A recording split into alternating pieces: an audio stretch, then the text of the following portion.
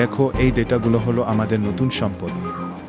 লক্ষ লক্ষ মানুষের ব্যক্তিগত তথ্য, তাদের লাইক ডিসলাইক, কোথায় যায়, কি কেনে, সব আমাদের হাতে। আর এই ডেটা দিয়ে আমরা এমন এক ডিজিটাল সাম্রাজ্য গড়ব যা কেউ ভাঙতে পারবে না। কিন্তু স্যার, এটা তো ডেটা প্রাইভেসি আইনের বিরুদ্ধে। এতে আমাদের সমস্যা হতে পারে। আইন? এই ডিজিটাল যুগে আইন চলে আমার ইশারায়। আমি ডেটার দেবতা, আমাকে কেউ থামাতে পারবে না। এই ডিজিটাল সাম্রাজ্য ক্ষমতার লোভের উপর দাঁড়িয়ে আছে মহিষাসুর। এটা শুধু ডেটা নয়, মানুষের বিশ্বাস। তুমি কে?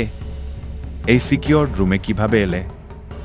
আমি দুর্গা, সত্য এবং সুরক্ষার প্রতীক। তোমার এই সাম্রাজ্যের পতন ঘটাতে এসেছি।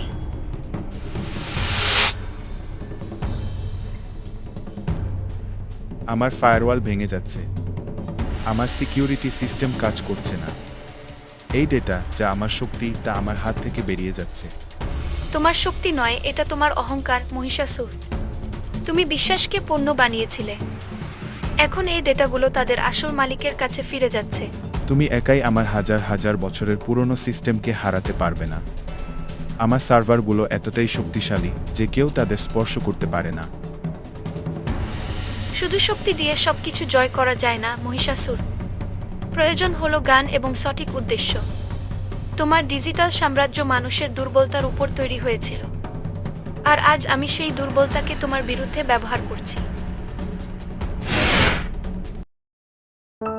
শেষ, আমার সব শেষ। আমি হারিয়ে গেলাম। তুমি হারোনি মহিষাসুর, তোমার লোভের পতন হয়েছে। ডেটা হলো মানুষের ব্যক্তিগত সম্পদ। একে ক্ষমতা দখলের হাতিয়ার বানিও না। তাহলে এখন কি হবে? আমি তো সব হারিয়ে ফেললাম। নতুন করে শুরু করো, এবার মানুষের বিশ্বাসের সাথে। এটাই তোমার শেষ সুযোগ। এই পৃথিবীতে যতবার অন্যায় হবে, যতবার ডেটা অসুর আসবে, আমি ততবার ফিরে আসব। কারণ সত্য এবং মানুষের বিশ্বাসই হলো আসল শক্তি।